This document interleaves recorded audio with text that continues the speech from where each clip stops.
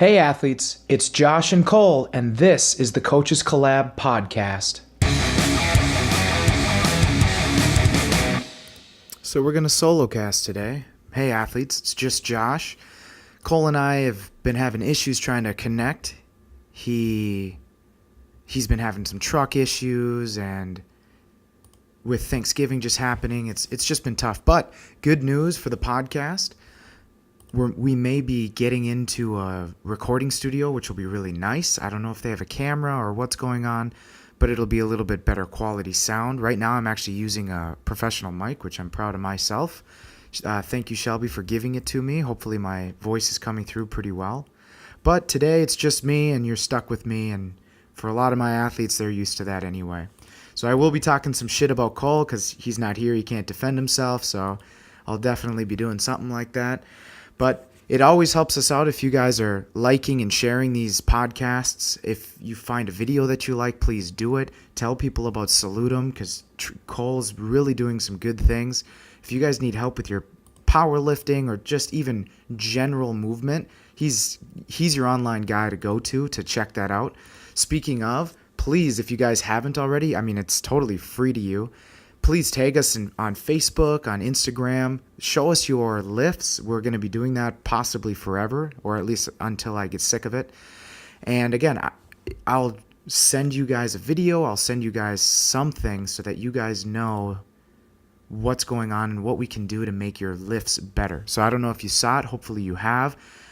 Shelby, the lady who gave me this mic, what I did was I took her clean, and I took a video of myself doing a clean, and I tried to do my best. It got kind of long. It was about 5 minutes long. And again, please go check it out.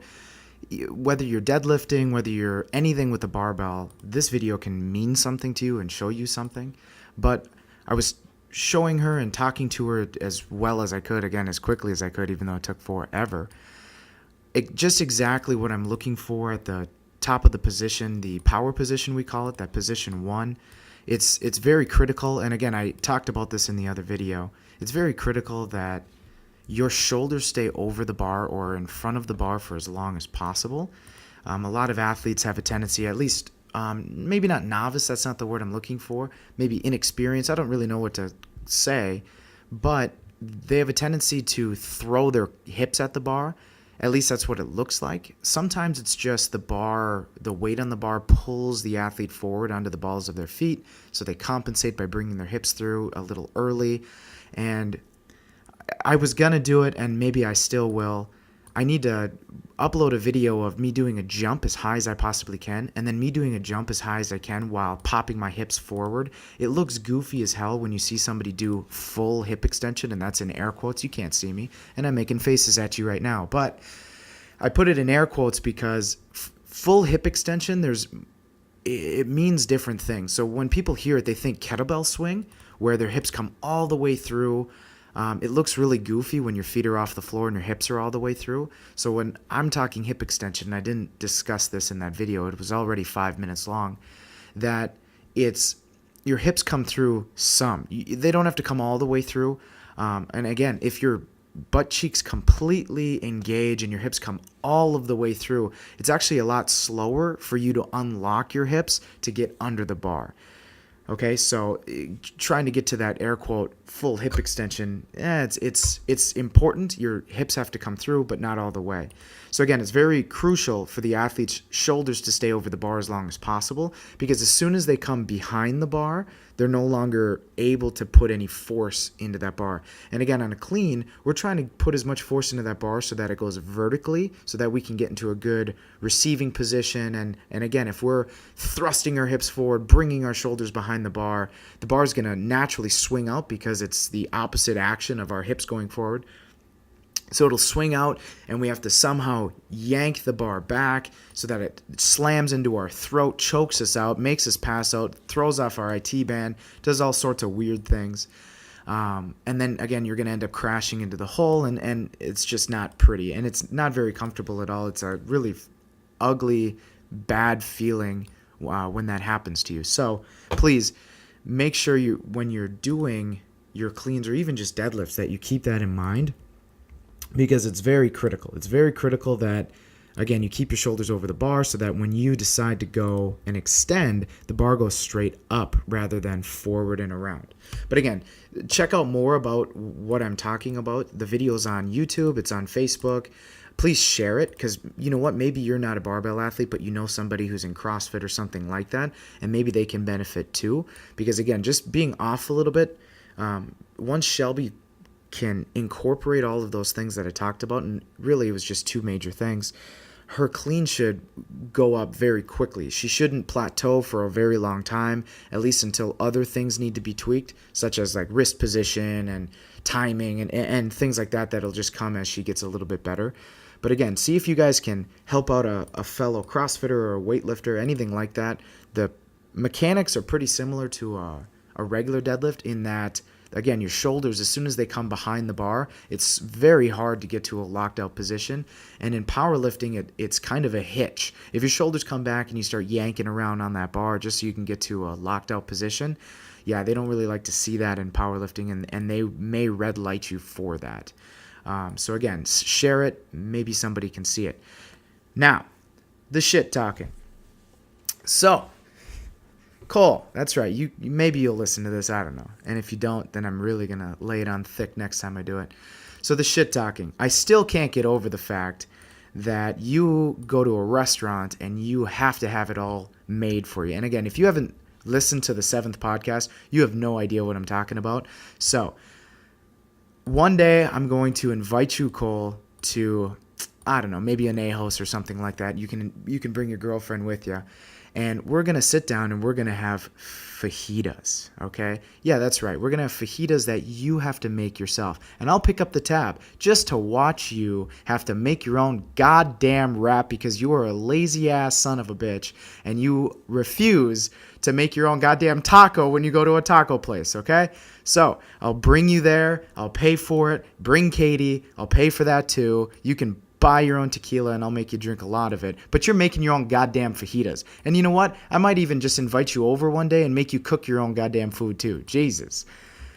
He says, oh, if I go out to eat, I need to have all of it provided for me because I'm paying them for a service. I get that, but you got to put some food into a little wrap, roll it up yourself. I'm so sorry, but yeah, that's exactly what you're going to do. So some of my athletes have been talking recently, so that's enough shit talk for now. Some of my athletes have been asking about supplements, and I've talked about supplements in the past, but I had somebody that she used to train with me for like a year and a half. She's asking for a friend, and it's something that I really want to talk about anyway. So I want to talk about creatine, pre-workouts, protein powder, and amino acids. So BCAAs is what I'll start with, branched chain amino acids.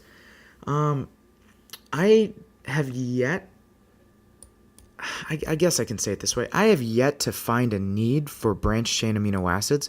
And mind you, when I work out, I'm technically doing total body every day. I'm not annihilating my body every day in every way, shape, and form, but still, I'm working my shoulders, my hips, my back, my everything. I have no real use for branched chain amino acids. And the reason being, first of all, I'm not on steroids. And if you are on steroids, your body's natural ability to synthesize protein goes through the roof. So you can, and again, I've never done it, so I don't really know. This is just hearsay. This is just me talking shit. You can be on steroids and take an extra 100 grams of protein. It's still going to be hard on your liver, which steroids can be too. But your body has more oomph and more desire and more need to synthesize that protein. So your need for, 300 grams of protein as a 150-pound athlete might be better suited if you're on steroids. And again, because I'm not, I don't really have a need for that. Plus, I don't have the need to get bigger. Now, I didn't ask this particular person what her friend was looking for, but I assume he is trying to put on a little bit of size, put on some muscle, whatever. He might even be trying to quote-unquote bulk. I don't know. But again, what I can offer is make sure you're getting enough protein from your food. Because again, I'm huge into being able to just get it from food 100%.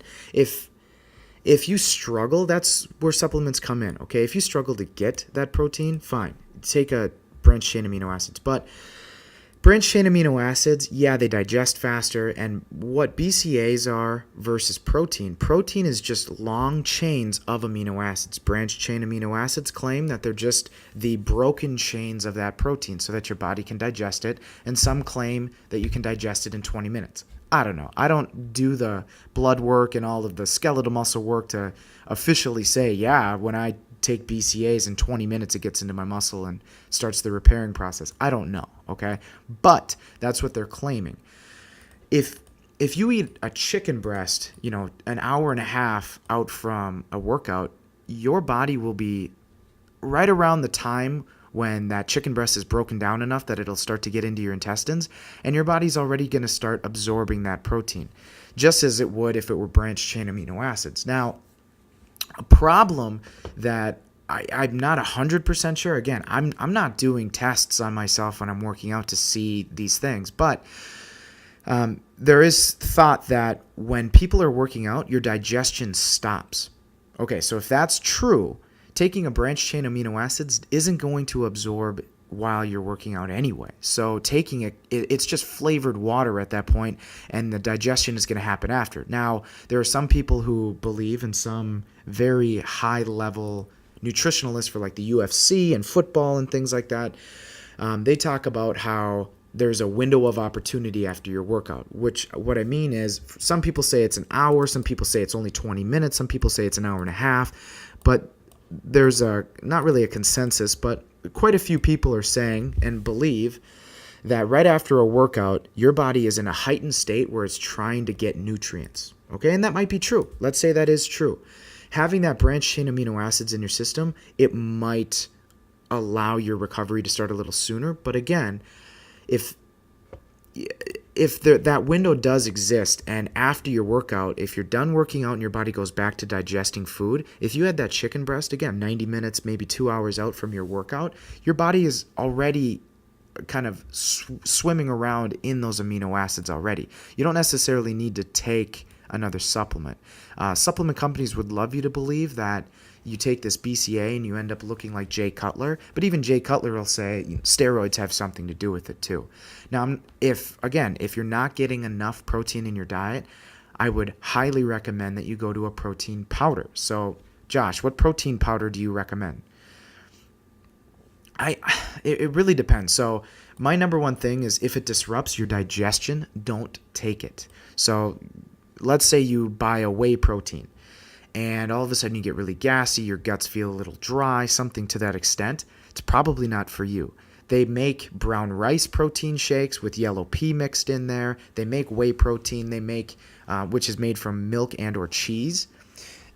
They also have beef proteins and cricket proteins and all sorts of things like that. Now, again, number one is digestion. If your body swells up, gets bloated, things like that, I don't care what the salesperson that sold it to you said.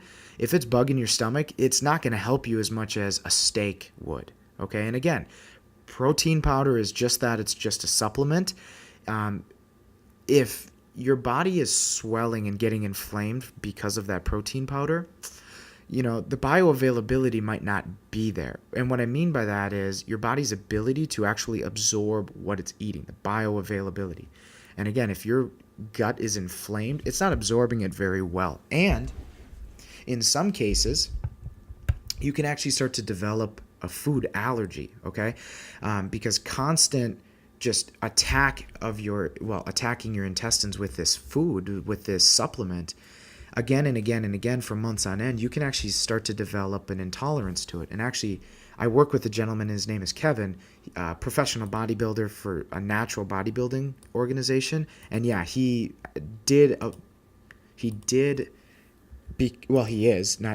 became intolerant to the whey protein because he was taking so much of it, because back then he was of the belief that more is better.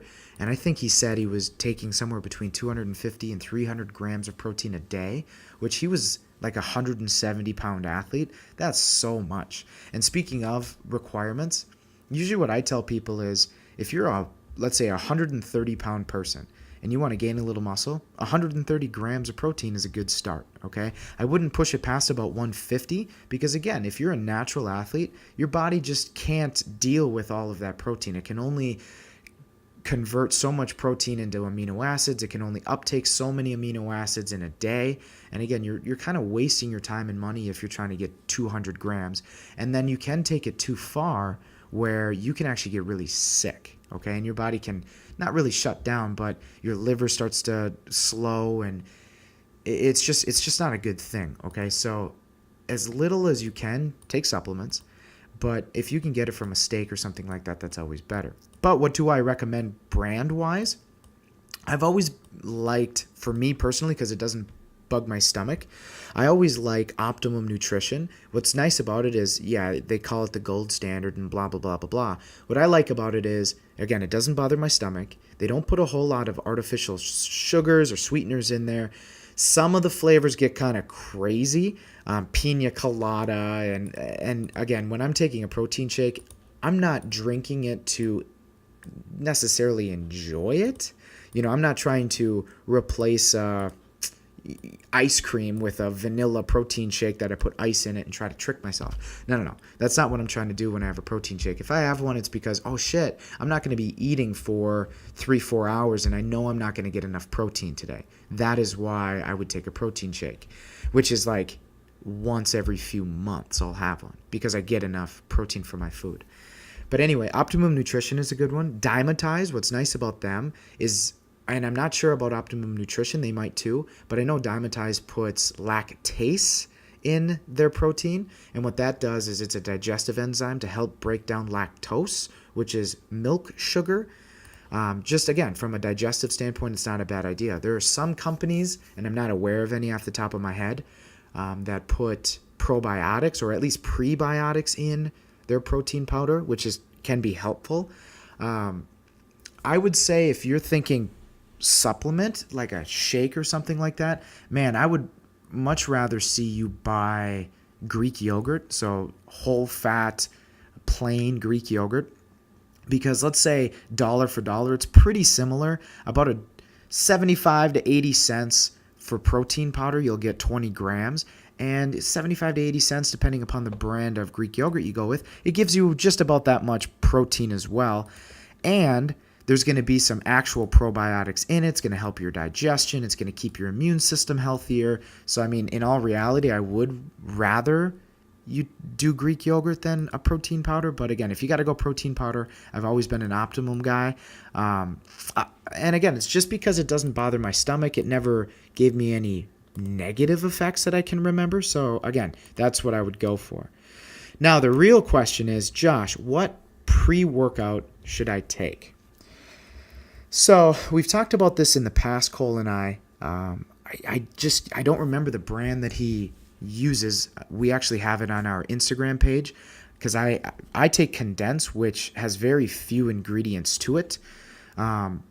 It's not third-party certified. So what I mean by that is a third party doesn't come in, take it off of, let's say, a GNC's shelf, test it from the store, and then give it its certification. And NSF does this, informedchoice.org does that. So my Condense isn't third-party tested, but there's so few ingredients in there. I'm just guessing and trusting that when I compete in weightlifting, I'm not going to get popped for any, illegal steroids or anything like that. Some pre-workouts can, in fact, be pushing the envelope where they have something that's just not illegal yet. And some of those companies, and the companies change all the time, but there are people that remember the product Craze. And Craze was like a methamphetamine-like crazy, which is why it was called Craze, crazy energy for 4 hours at a time. And after your workout's done, your whole body is just destroyed and you can't sleep that night. It was one molecule or whatever away from methamphetamine. And it was sold legally in a GNC for, I can't remember how many months or a year or something like that before they pulled it. So supplement companies do that all the time. They try to sell to you, hey, this is the newest and badass thing. Take this. This will get you jacked, shredded, ripped, whatever. And again, pre-workouts can be pretty rough. So the number one studied stimulant that actually does something for you is caffeine. Caffeine actually does something, okay? Caffeine actually allows you to dig a little deeper into your nervous system, which is what it's doing. It's draining your body so that you can do, an extra repetition or get a good workout on a day that you feel tough. Now, I'm of the belief that I take it every day. I'm not recommending that necessarily just because I know what it is doing to me. But I've always been, and I am a stim junkie. I still feel a difference. I certainly have a tolerance building up to it. I do my best to take the same dose all the time. So I'm not the type that, hey, one scoop used to make me feel like this. Now I'm taking 14 scoops so that I get that same sensation. That's not what I'm doing. I usually keep it to under 300 milligrams of caffeine, which is still a lot. And if you're taking, I think it's called Mr. Hyde. It's at one point it was 419 milligrams per scoop. I saw people throwing that under their tongue and then drinking an energy drink. That's rough, okay? Because you got to remember, caffeine, what it's doing is it's tricking your brain a little bit. So as you get tired, you have this buildup, and this is what I've learned from Matthew Walker's book talking about sleep.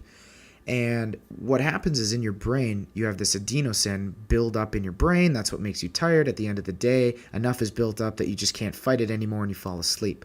What caffeine does is it gets in there and it's like a wall to those receptors. It prevents that adenosine from touching those receptors, which is why, let's say you go long enough with caffeine, all of a sudden the caffeine wears off and then you get instantly extremely tired. It's because that adenosine is still there and then it's just jumping onto those receptors and you get really, really tired, and that's that crash.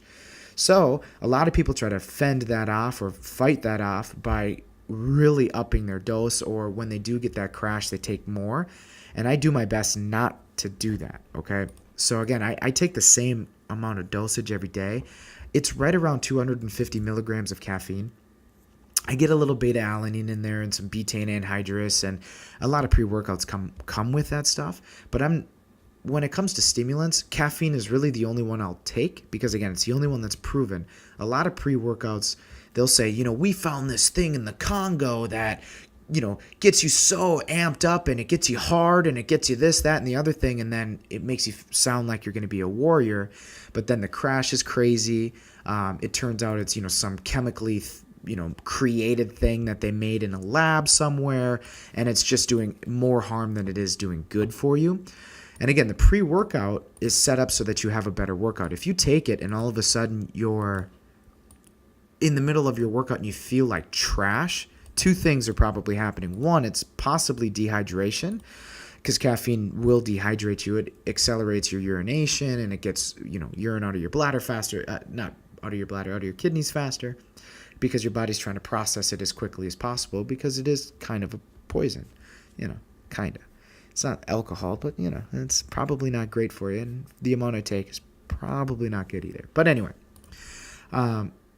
pre-workouts will put those weird stimulants in there that you don't know what that is, what it's doing to you. At least caffeine has been studied many, many times. I believe the IOC, the International Olympic Committee, had talks, or they were even considering banning caffeine as a performance-enhancing drug, because again, the studies are showing that it does in fact allow you to push a little bit further. It can motivate you. It can numb your senses just a little bit so you can go deeper into the pain cave, like I like to call it. But again, when you're buying pre-workout, man, it doesn't have to be the most expensive thing. I've seen pre-workouts that are $50 a piece, and you get 25 servings, and it's nothing spectacular. They claim that it's, medical grade this and medical grade that. And I mean, is there going to be a difference? Maybe. I'm not saying there isn't, but what I am saying is it's probably not worth twice the money, because again, most likely you're just, and I don't mean to insult anybody you're just some guy or some gal that's going to the gym to improve upon themselves a little bit. You don't have any aspirations of competing. You're not trying to be the biggest, baddest bodybuilder ever. You're not trying to go to the NFL. nothing. You're not trying to do anything professional with fitness. You're just some dude, some chick, some whatever. And again, you don't need to spend $50 a month just to try to amp yourself up and get your rocks off when you're at the gym. Your workout should do that. If you are consistently thinking to yourself, man, this workout's going to suck. I can't believe it. I need to take 10 times the pre-workout today to get through it. You're probably going too far into the pain cave to the point where that caffeine is only allowing you to dig deeper. And some signs of that would be a runny nose. Maybe you're not sleeping very well. It's hard for you to even get motivated. Maybe your libido is down, things like that. Caffeine, if you take enough of it for a long enough time, it can have some crazy effects on you. So again, be very, very careful when you're taking stimulants like that. So I don't recommend having a pre-workout and an energy drink every day. And I assume this person that I'm referencing is 17 or 18 years old. Right now, the culture among that age is to have a Monster or a Red Bull with you at all times. You're not really drinking a whole lot of water. So part of the reason you might feel you need a pre-workout is because of the caffeine. Or because of the stimulants. So again, just make sure you're not overly dehydrated when you're picking up these pre-workouts. Also, pre-workouts can have pump agents in them. Pre-workouts can have, endurance things. So the way the supplement companies make it sound is the endurance aspect, the beta-alanine, is going to allow you to do sets of 15 instead of sets of 3. Or, go into extreme lengths, or, hey, you can sprint at top speed and, run a 40-yard dash in 5 seconds. This is going to make it so you can run 60 yards at that same speed. That's not the case. Beta-alanine does have some effect. It's that tingling sensation that you can get in your face or your fingers or something like that. It can make you moody, though. So I wouldn't take a whole lot. I mean, that tingle can be fun sometimes because you feel like, yeah, this is doing something. But that's kind of all beta-alanine does, is just gives you a sensation that it's doing something for you. And again, if it's not actually making you better. So let's say you do a workout and you do, let's say it's squats, because that's all I ever do. Let's say you're doing a set of 5 squats today, no pre-workout, and you do it at 100 pounds. But now let's say you take pre-workout. Now you can do 7. Now you can do 8. That pre-workout is doing something for you. If you, let's say, can do a set of 5 with 100 pounds, you take this pre-workout and you have to just grind that 6th one. Just make yourself do it. I don't know if it's really helping you or if you just have the placebo effect that Cole is always weary of. You might just have the placebo effect and you just feel like, because I have this tingle in my face and because I took this thing and shook it up and made this big ritual put this big ritual into taking this product, that's what's doing it for me. It could just be you sacked up and just did it too, okay? The pump agents, the best pump I ever had was after eating like pizza, and it was munchies, the Frito-Lay munchies, a little bit of Chex Mix on the side. It was a bunch of carbs is what I'm getting at. A ton of carbohydrates. Because that pump is kind of an effect of like the thickening of your blood. It's blood flow to the muscle. What helps that immensely is water and carbohydrates. So sugar in your muscle, okay? So I would recommend just picking up just a basic pre-workout. It doesn't have to have a pump. Again, you don't need to spend an insane amount of money on your workouts because, again, you're just some guy, okay? So eat a little bit of extra carbs because if your goal is to gain some more size, you need a few extra carbs in your system. I'm not saying add 1,000 into your diet. I'm saying add like 30, add 50. See how that goes before you get crazy and before you start to put on a bunch of fat. But again, so pre-workouts, I like them. I take them all the time. Don't spend an arm and a leg on them. Again, I do condensed because there's so few things in it, and it actually makes a difference to me. Again, be careful. I used to take one. It was called Reactor, and the supplement itself, in the supplement column, it said something to the extent of like chewing on how did it go? Like chewing on a power line type energy. And I'm like, holy shit, chewing on a power line. That's a big claim. And again, they did it for, kind of comedic effect. And I get that part, but holy shit. They're claiming that, dude, you're going to want to rip your freaking head off your own shoulders because you're going to be so jacked up. And it did. That's exactly how I felt. I just felt crazy. And I'm not saying it in a bad way, in a good way, anything like that. I definitely felt something. Then it also claimed, get tunnel vision, which I do like a mental edge, or I do like some pre-workouts will put a nootropic in there, which is like brain energy, or it just changes your mood or something like that. I would highly recommend finding a pre-workout with choline in it. But, tunnel vision, what they did, I'm not sure what they put in it, but yeah, it gave you tunnel vision. It also made me very crabby, very cranky towards anybody. And usually I'm not angry when people talk to me. Sometimes it bugs me when people talk to me and I'm working out because maybe I'm maxing out or they just hit me at a bad time. But it made me ornery. It definitely gave me a lot of bad mood days, which sometimes it could just be the stimulant. And I've had it happen to me before where I take a really crazy stimulated pre-workout and I just get pissy. I just get so mad at people very consistently. I was that way on, what was it called? Oh, Ravage. So I have nothing against GNC, but it was a GNC product and it was called Ravage. And this was like the old formula, so it's not one that you can pick up right now. And I believe it was in powder form, because I know I did ready to drinks. But anyway, the powder form one, holy crap. I would take it, and I mean, right now it's cool to say savage and be savage and shit like that. Dude, I was a fucking savage. I wanted to kill people. And I don't ever have thoughts like that. And I'm not saying like literally walk up to somebody, slit their throat and walk away. That's not really what I'm saying, but kind of what I'm saying. It just made me angry. It just made me mad. And you know what? If you want to go to the gym just to rip shit up and throw things away, you're going to throw your life away, dude. Okay? Be smart when you're at the gym. And going into the gym and just having a pre-workout that makes you nuts, it's not really worth it, okay? It shouldn't be worth it, at least, okay? So just be smart when you're taking a pre-workout. I know it's a long rant that I just went on about pre-workout, but please be safe. And then finally, creatine, okay? Creatine is one of those, it's been studied a ton, okay? So creatine monohydrate is the only one that's really been studied. So creatine monohydrate is not a very sexy thing.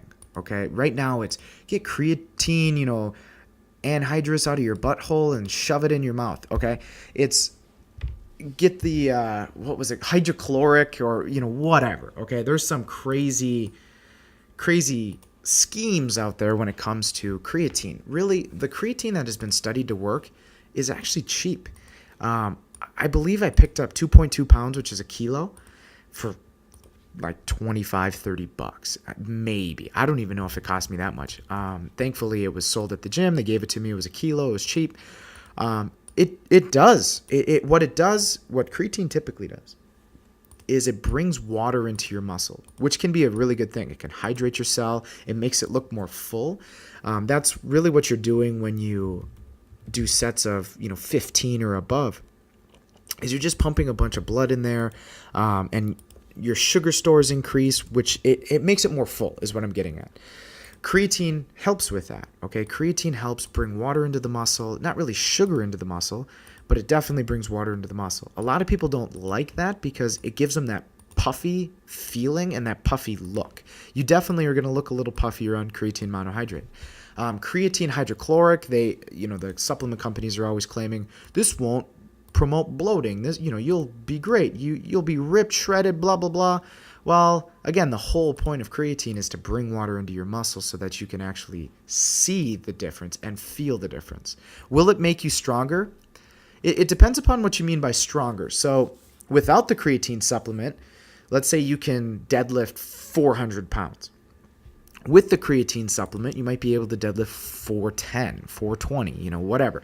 But as soon as you come off that creatine supplement, you can only do 400 again. So are you actually stronger? Yeah, maybe. Could it be that you retained 5 extra pounds and because of the creatine, and because of that, you were able to lift more weight? That's more likely. But creatine monohydrate, it makes you more full. It can allow you to lift a little bit more weight, which, you know what? Some people argue that, hey, if I can lift an extra 5 pounds every set all the time, even when I come off the creatine supplement, it's going to make me stronger and I'll have more muscle when it's all said and done. That might be true. Okay, it might be true.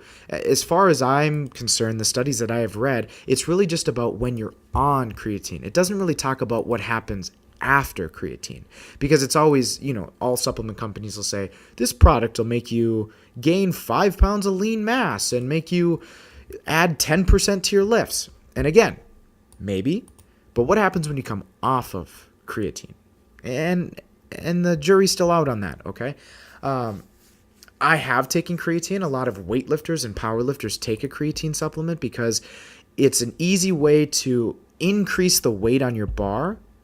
And then when it comes time to cutting for, let's say a competition or something like that, you could just take it out and it's an easy way to cut your water. But every time you come off of a supplement, you have to understand that there's going to be some negative effects. So let's say you are that power lifter taking creatine in the off season, trying to up their bench, deadlift, and squat.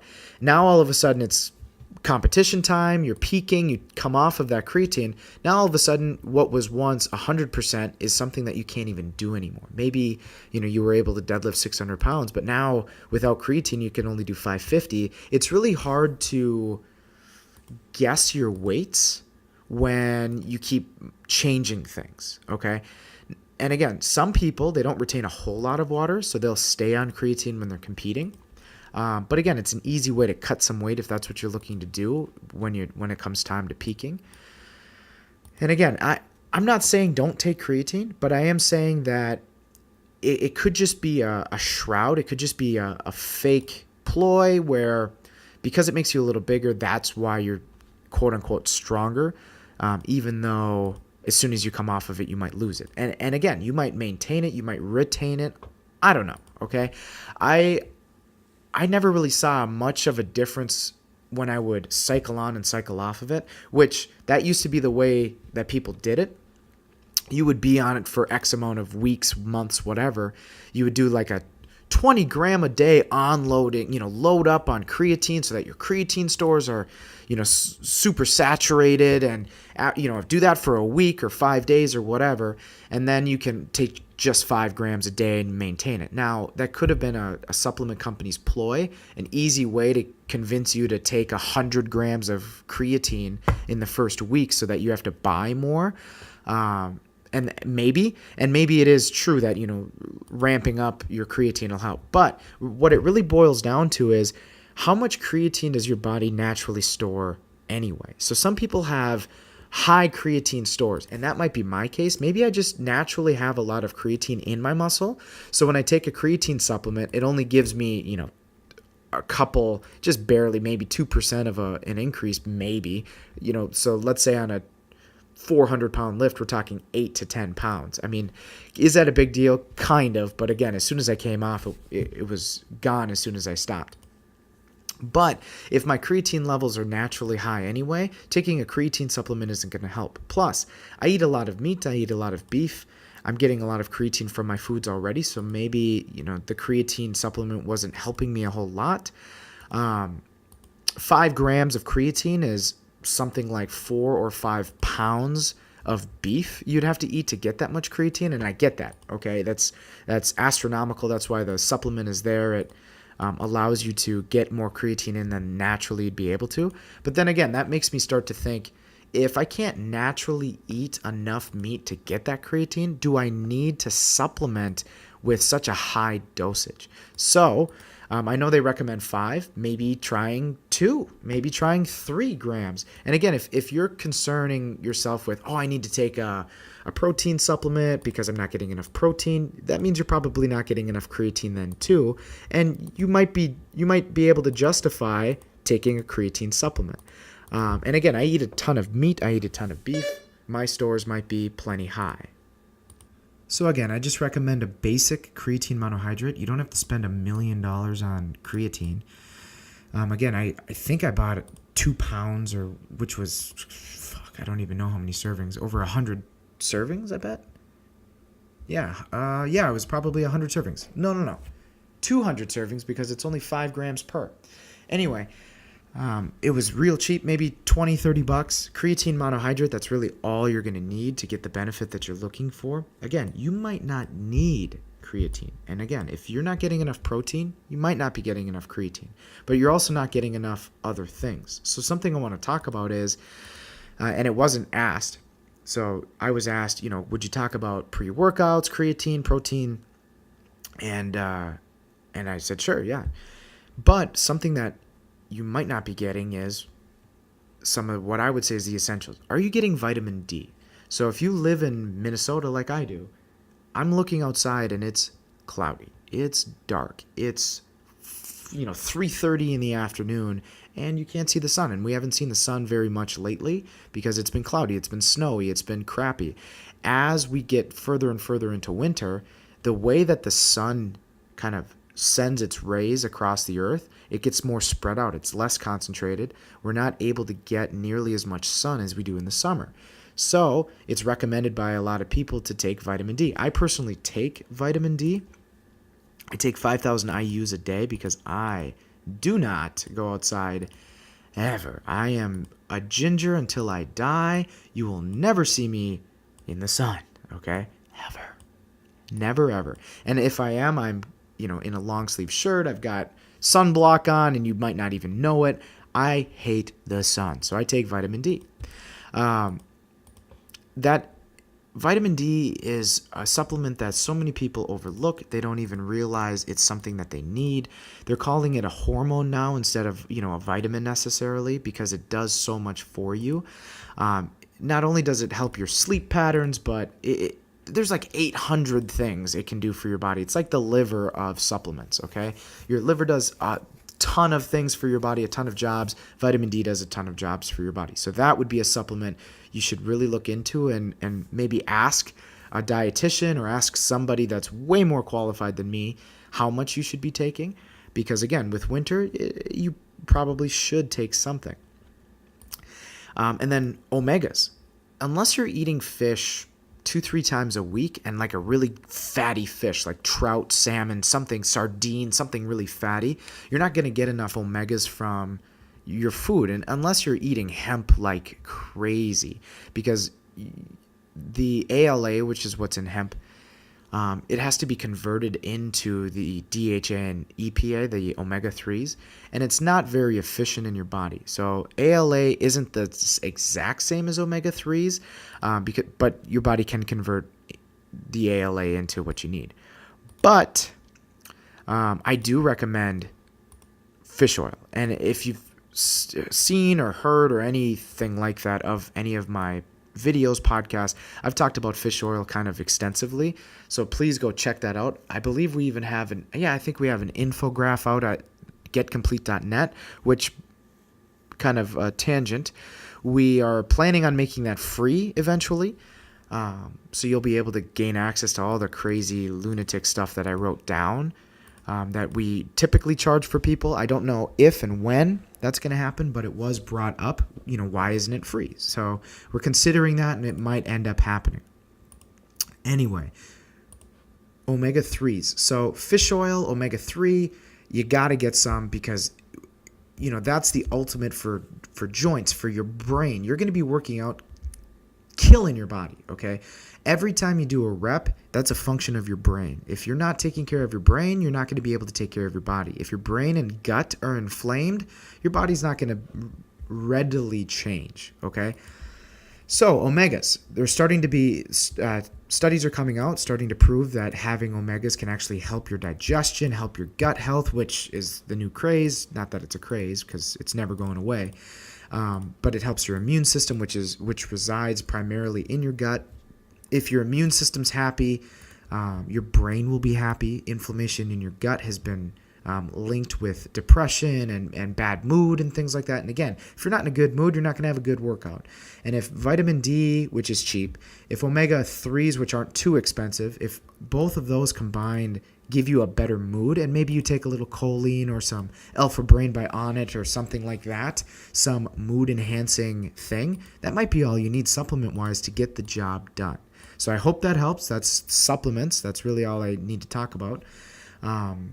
What I do want to talk about is kind of a follow-up. So a couple episodes back, I believe episode 6, this being episode 8 or 9, I'm not even sure. Anyway, Hannah Banana was talking about chiropractors, and it got us into talking about chiropractors and what we think about it. Again, I want to reiterate, it's not that I don't like chiropractors. There are chiropractors out there that do a great job. There are just some that are hacks. There are some that suck, okay? But the reason I bring this up is I was talking a little bit further with Hannah Banana. She felt she didn't give me enough information. So they x-rayed her at the clinic, whatever clinic she goes to, I'm not even sure. They x-rayed her, and it showed that her hips were a little off, okay? So one hip was higher than the other and twisted. Okay, so I asked her, well, what did the chiropractor say about that? Nothing. Really, all the chiropractor said was, oh, yeah, you have to come and see me until the day you die so that we can fix this problem, because they didn't really give her any other information other than just come see me. I'm the healer of all healers, and I will take care of you, just like a lot of them say. Anyway, it was really shocking to me because they didn't do any other further tests on her or really anything. They just said, here's what we saw, and that's it. We're just going to keep crunching your hips and trying to pop them back into alignment. We're going to let your muscles stay tight so that they keep pulling them back out of alignment. And we're not going to even ask, what you do in your day. We're not going to try to fix your daily habits that might be causing this pain. But anyway, they just recommended quit squatting, right? So, and I'm just patting myself on the back when I say this, I asked her a question. And since, it's actually been kind of fun for me, I've been asking some of my buddies that are soon to be physical therapists or chiropractors or trainers or anything like that, anybody that deals with the human body and how it moves. And I've been asking them all the same question, like, what would you say? What do you think, without even seeing the x-rays, what do you think is causing her pain, her problems? Just to see what they would say. A lot of them agreed with me, and a lot of them brought up other points, and that's what I want to talk about. Most of them say it's either how she's sleeping or how she's sitting. Okay, valid. So let's talk sleep. And this, I don't believe, is the case. But anyway, if she's laying on her side with one of her legs up, kind of in a semi-fetal position, that will definitely throw off your hips, okay? That's how I sleep. I sleep on my side with my one leg up, and sometimes my arm slips under the pillow, which is why my shoulders typically hurt. I will actually sleep my arm asleep. It'll go numb on me in the middle of the night, and it's led to, in the past, pain when I'm overhead. So if you guys feel like you have an impinged shoulder or can't really lift your arm over your head, your problem might be you're sleeping on your arm, okay? And if that's the case, a few things to fix it. You need to put your arm in a different position. That'd be number one. Number two could be you just need a thicker pillow because your body's trying to compensate for your small pillow by slipping your arm under it, trying to make it thicker. Okay, maybe you just have a big fat head like I do, and you just need to lift it into a different position. But anyway, going back to the hip thing. My hips are a little twisted, and I work on it a lot. It's not very bad. It's noticeable to me, not noticeable to a lot of people. Again, patting myself on the back. Haha. Anyway. And it's because I sleep on one side with one knee tucked kind of in a fetal position. And that's very valid to assume that's why her hips are twisted. I don't believe that's what it is. What I do believe is, and I talked to her about this, when she sits, she crosses one leg over the other. And I kind of want to bash women just a little bit. And this isn't me trying to be mean or anything like that. It's really our culture. So when I was in college, I was in a performance class, acting style kind of performance class. And my professor, she talked about stereotypes of women, stereotypes of men. A stereotype of women, for quite a few women, not all of them, but quite a few, our culture kind of impresses on them that they need to be as small as possible. So they'll have a tendency to cross their legs when they sit because it makes them appear smaller. They're not going to sit wide stance, man style, nuts hanging, scratching their balls. They're going to sit with their legs crossed, possibly their arms in their lap, whatever. Well, Hannah Banana's been sitting in this position, in the same cross-legged position. I can't remember which leg is over the other, but it makes sense with how her x-rays are, for like 5 years. She's been sitting a lot more lately, and her hip pain has been getting worse and worse since she's gotten this new job, which makes her sit a lot more. Anyway, that's been her problem, 100%. She's crossing her legs. It's in a stagnant position for 8 hours a day, and just at work, and who knows if she's going home to do other things, whatever. She has her leg crossed for a very long extended period of time, and that's putting a lot of twist in her back. So she's working on it. So what she's doing is she's going to be crossing her leg the other way just to try to even things out. I don't know if that's going to be the end all be all, but it's at least a step in the right direction, bringing awareness to the fact that she's crossing her leg. I'm more than sure it's going to be really hard for her to remember because it's a habit. You do it for 5 years, it's going to take more than 5 minutes to get over that habit. So it's going to be kind of an uphill battle for now. But if she's just aware of it, she's already making an improvement on her body. She's invested in a booty by Brie, I like to call it, a band that goes around her knees so that she can activate her hips every time she squats so that they are equal. She's doing some stretches that I still need to remind her and show her some more. But she's doing stretches to try to stretch the side of her body that's extremely tight. And with that band, it's going to help strengthen the side of her body that's extremely weak. Because again, having one leg crossed over the other, one leg is on and the other leg is off. Okay, or at least parts of your legs, right?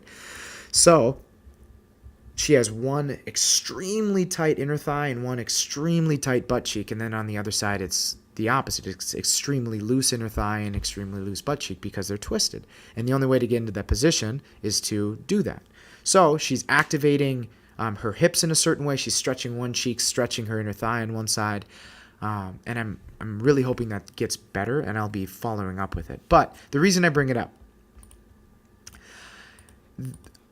and I don't know if she's still seeing this chiropractor. I don't know.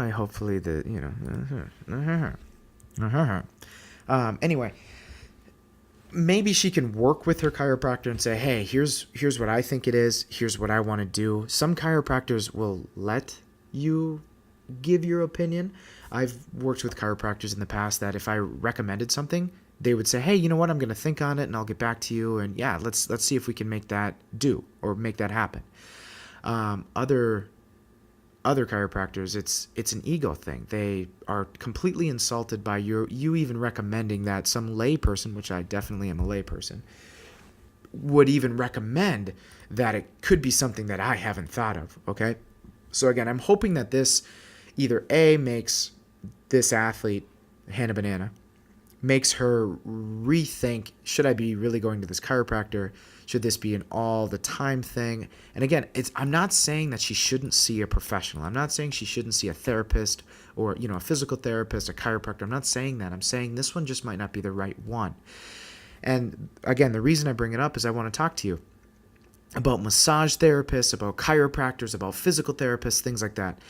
If you aren't able to work with your therapist, you probably shouldn't be paying that therapist. And what I mean is, this is your life, right? This is the pain you are going through. Maybe it's rehab because you were in a car accident, heaven forbid, or, whatever. And if that therapist is the type that you come in, it's just their job.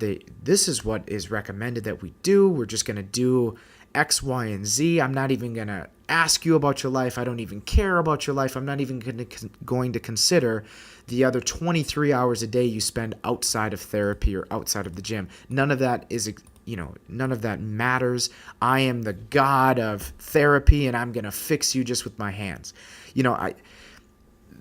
It's ego. It really is. I hope that with your massage therapists, when you say, I want you to work this part of my body, they do it.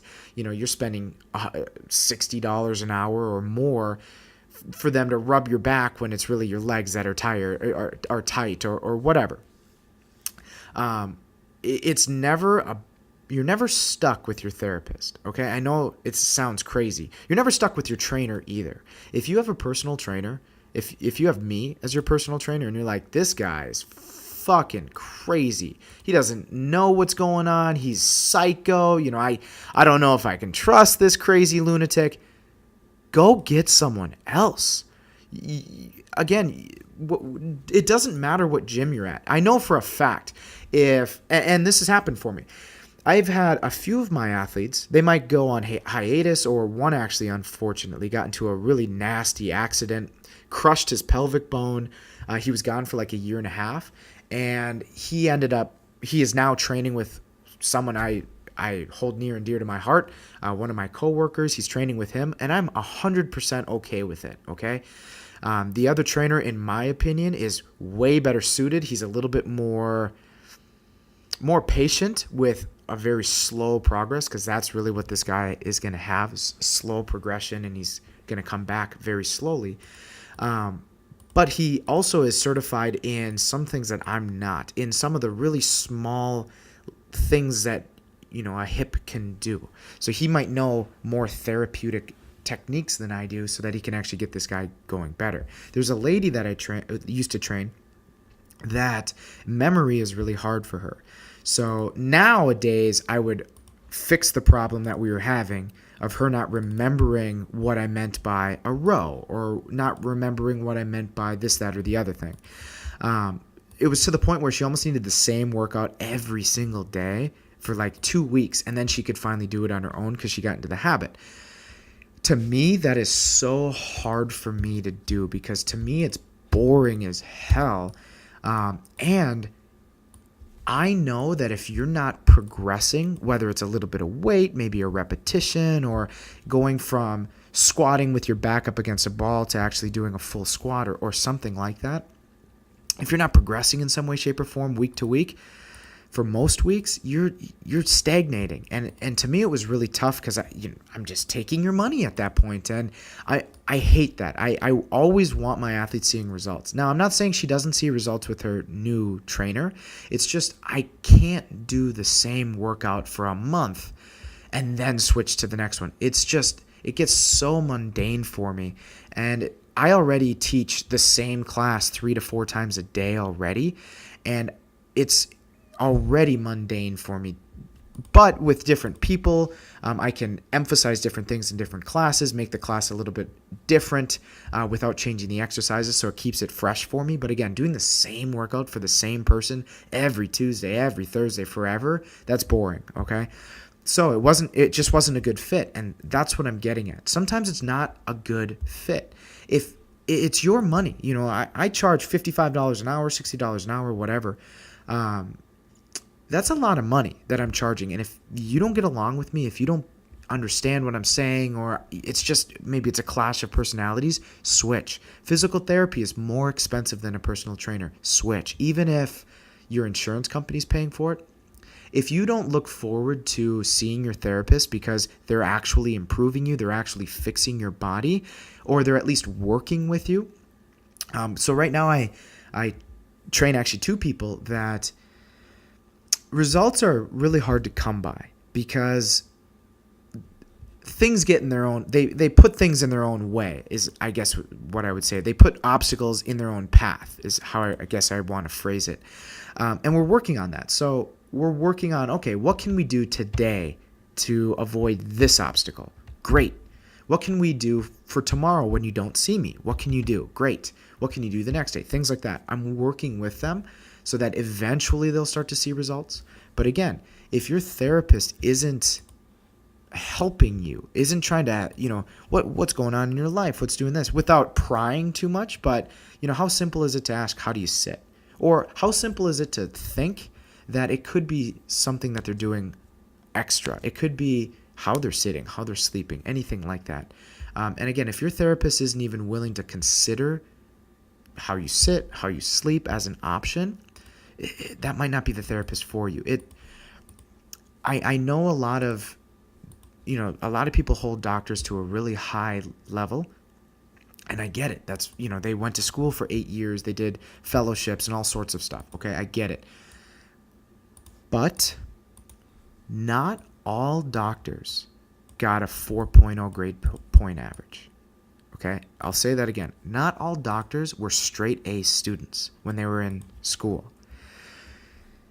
Much like a lot of degrees, all you need is a C to get a degree. Okay, now you have to have a certain level of competence to be a doctor. You still are put forth in front of a lot of peers. You still have to deal with all of the rigmarole that goes into getting your PhD. You still have to do certain studies, and there's still a lot that goes into it, but not every physical therapist, every chiropractor, every doctor is doing it with good intentions. A lot of times they're doing it because it's money. I know 3 trainers that I used to work with that have gone from being a personal trainer to pursuing physical therapy, and their sole reason for it is because it makes a lot of money. Okay? It has nothing to do with people. It has nothing to do with fixing people. It's not like they said to me, hey, I get to help people that were in a car accident, or I get to help people that went through life like I did, or blah, blah, blah, blah, blah.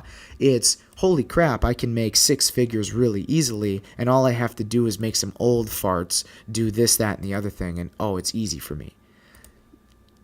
That sucks, okay? That sucks that there are people like that out there, but there are, okay? Now, there are some people that they'll say something to the extent of, I get to help people, I get to do this, they'll list 5 things, and then they'll say, oh, and I'll be making enough money to support my family, or whatever it comes down to. But again, not all physical therapists, not all chiropractors got 100% in their classes. So sometimes they just don't know. Sometimes they don't care. Sometimes they could give a damn. And again, everybody has a bad day. I have bad days where some of the athletes don't get exactly what they wanted, or maybe they don't get as much attention or help as they want because maybe I'm tired or whatever.